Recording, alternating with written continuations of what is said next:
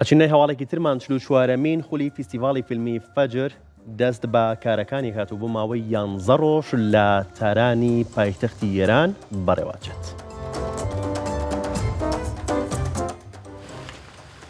44مین خولی فستیڤاڵی فیلمی فەجر بۆ ماوەی 11 ڕۆژ لە شاری تارانی پایتەختی کۆماری ئیسلامی ئێران بەڕێواچێت.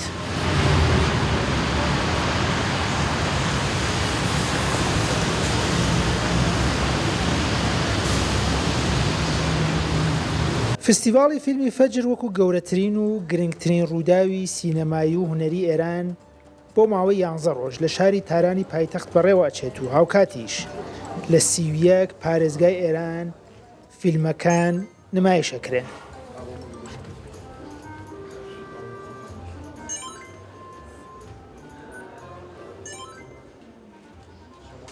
فستیڤاڵی ئەمساڵی فیلمی فەجر لە 3 بەشی سەرەکی پێکهاتووە کە لە گرنگترین بەشیدا 32 فیلم کێبڕکێ بۆ خەڵاتەکانی فستیڤاڵەکەن و هەروەها لە 2 بەشی کورتە فیلم و بەشی دۆکیومنتاریشدا چەندین فیلمی تایبەت نمایشەکرێن.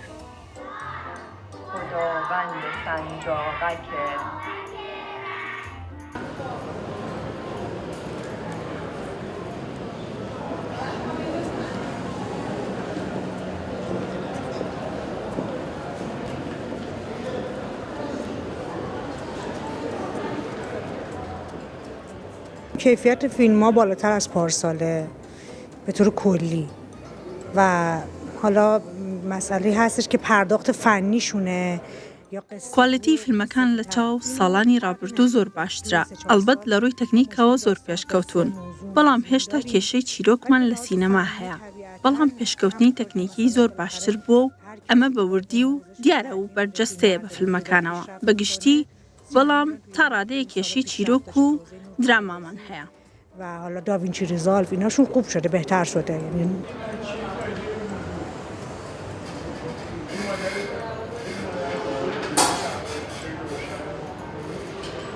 لە کۆی 32 فیلمی سەرەکی فستیڤاڵەکە 2 فیلمی ئەنیمەیشن و زیرەکی دەستکردیش بەشدارن.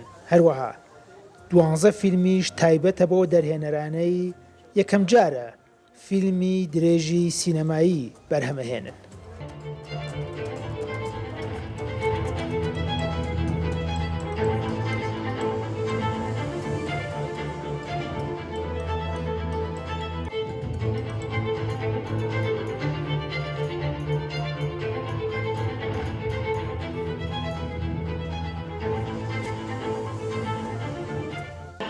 چهارمین جشنواره ملی فیلم فجر 12 تا 22 بهمن 1404.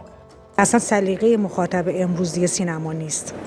خب و فضای مجازی بیشتر داره اقناش میکنه و اصلا ربطی به آثار هم ندارد. یعنی حتی اگه ما تو خواستی خەڵک تووشی گۆڕانکاری بووە تەنانەت لە ئاست جیهاندا ئەم بابەتە هەیە و گۆڕانکاریشی ئەگەڕێتەوە بۆ تۆڕە کۆمەڵایەتیەکان. مەگەر فیلمێک کە خاوەن تایبەتمەندیەکی زۆر جیاواز بێت ئەمەش لە سینەمای ئێران وەک سینەمای جیهانی هەیە و دیارە و هی کمتر میشه. حالا یه مسئله اینه مگر اینکه فیلمی خیلی خوب باشه که بتونی مثلا برندی توش باشه، کسی توش باشه که دوست داشته باشه. اگه با توجه به این مسئله نگاه کنیم نه فرقی نخواهد داشت.